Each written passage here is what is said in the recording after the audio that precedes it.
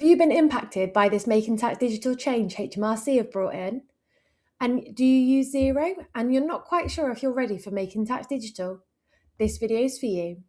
Hi, if you're new here, welcome. My name's Lucy and I run Burton's Academy, where I help business owners and accountants with step-by-step guides on Xero, QuickBooks, and any other accounting software or general top tips that people.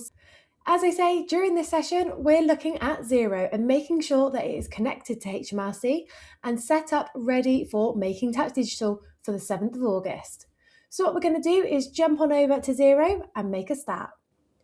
So first check, what we need to do is make sure that our Xero account is set up as an individual or sole trader.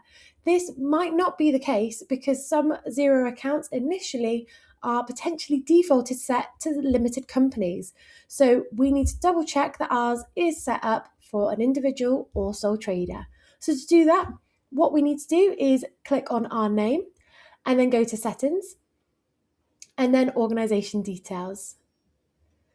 And from here, we can scroll down slightly, and where it says organisation type, we need to make sure that on this drop down, it either says person or sole trader.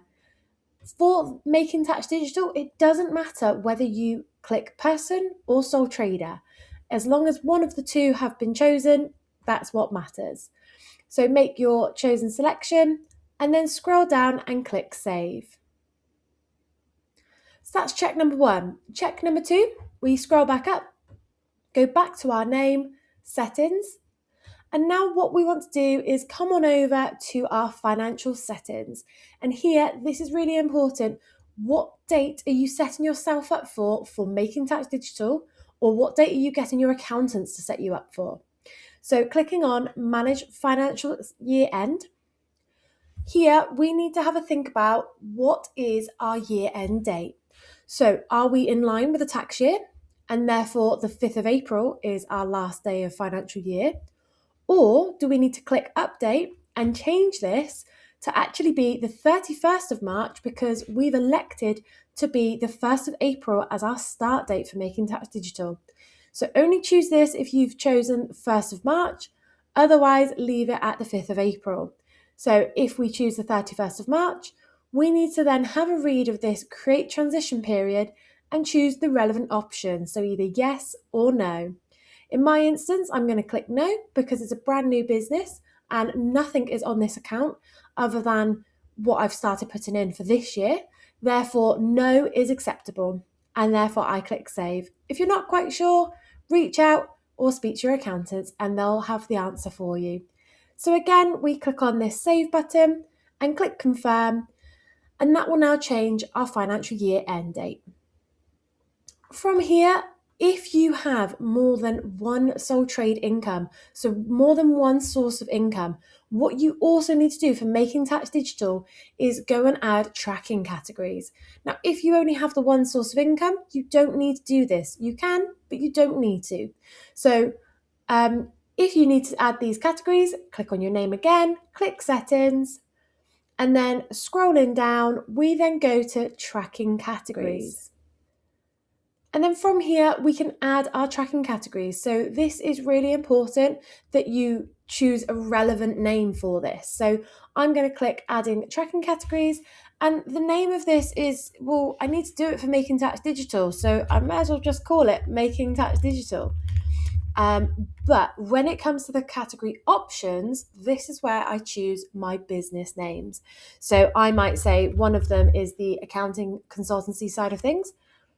And then the other one is the YouTube side of things. So then I just put accounting and YouTube and then click save.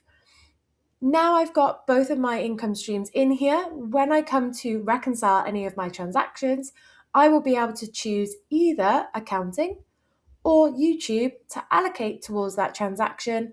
And then that will automatically feed in to my Making Tax Digital tab.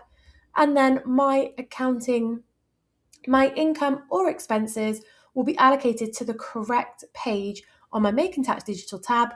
And therefore, when I submit my quarterly income, it's clear which source of income is providing that tax, basically, that I have to pay.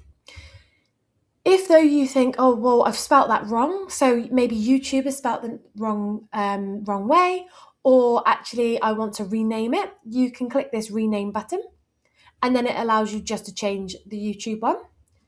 And then click rename, and then it will rename it. Alternatively, if actually you think, oh, I shouldn't have called it YouTube, I should have called it something else, click the delete button here next to YouTube, and then it will permanently delete, and then click delete again, and then it will permanently delete that one for you. Make sure you don't start deleting these categories once you've started using them though, because you then have to go back through your old transactions and allocate the category as required. So if it is just that the business name has changed, look to rename that category instead of deleting it.